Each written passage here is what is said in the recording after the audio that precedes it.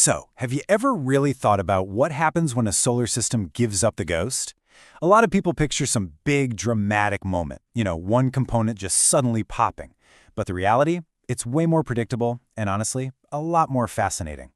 See, the thing is, most systems, especially the ones that are undersized, they don't just keel over and die one day. It's not like flicking a switch. They give you warning signs. There's a pattern to it, a kind of cascade effect of stress that builds and builds long before the lights actually go out for good.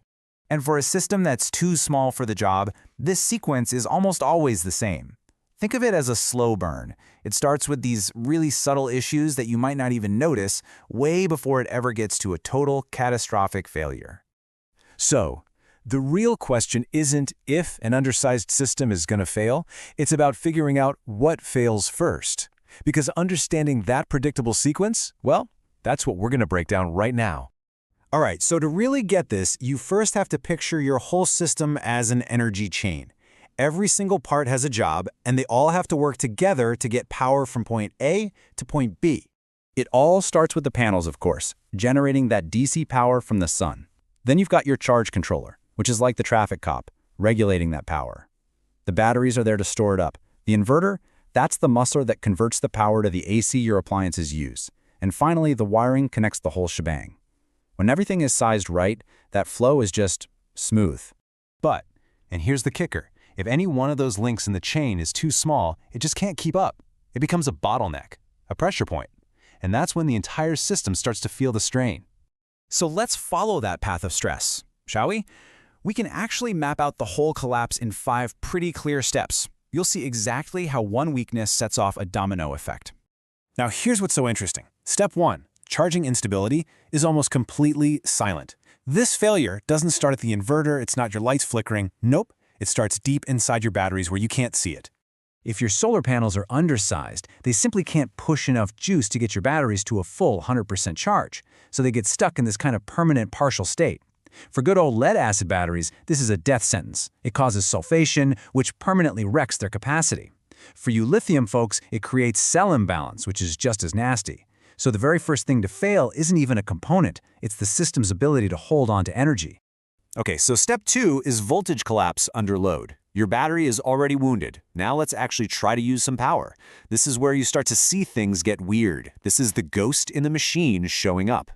And this all comes down to a fundamental law of electricity. You've probably heard it before. Power equals voltage times current. P equals V times I. This one simple formula explains everything that's about to go wrong.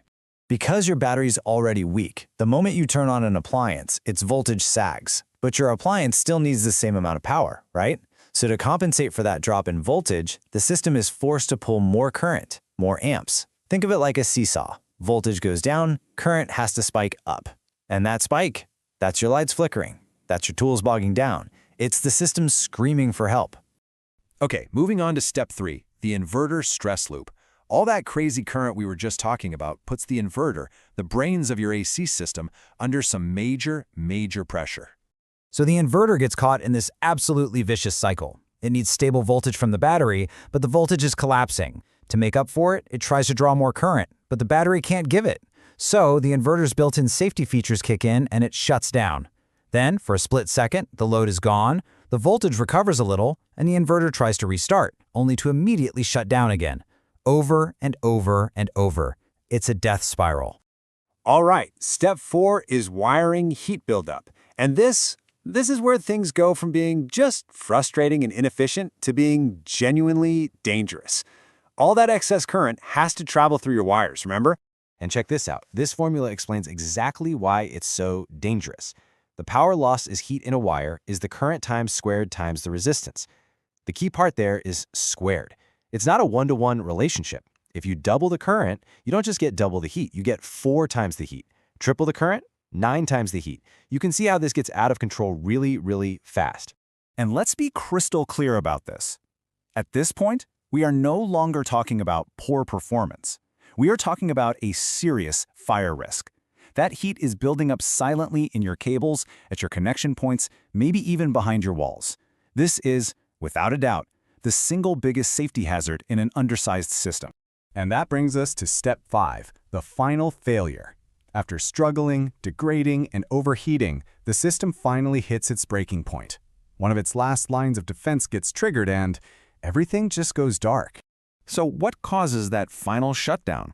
Well, it could be the battery's own management system, the BMS, cutting off power to protect itself from being totally drained. It could be the inverter's own low-voltage protection finally giving up, or it could be a simple fuse or breaker that finally blows from all that sustained overcurrent. To someone who doesn't know any better, the system just looks dead. But now you know the truth. It's been dying in stages for a very long time. So, here's the main takeaway. Thinking of an undersized system as just inefficient is really missing the forest for the trees. It's so much more than just wasted power. You know, it's easy to see the surface problems, the low runtime, the wasted energy, but it's the hidden dangers that are the real problem here. We're talking about a serious fire risk, the rapid degradation of your expensive components, and just constant, unending stress on every connection in the system. That's the real story. So when a solar system fails, it's almost never a surprise. It's the predictable end of a story that was written by its design choices. The failure isn't random. It's the system telling you exactly where its weakest link was all along. So I'll leave you with a question. Thinking about this whole sequence, take a hard look at your own setup or the one you're planning to build. Which part of that energy chain do you think is taking the most abuse? Is it the battery, constantly struggling for a full charge?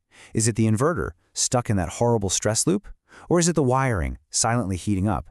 Whatever your answer is, that's your weakest link. And now you know exactly where to look.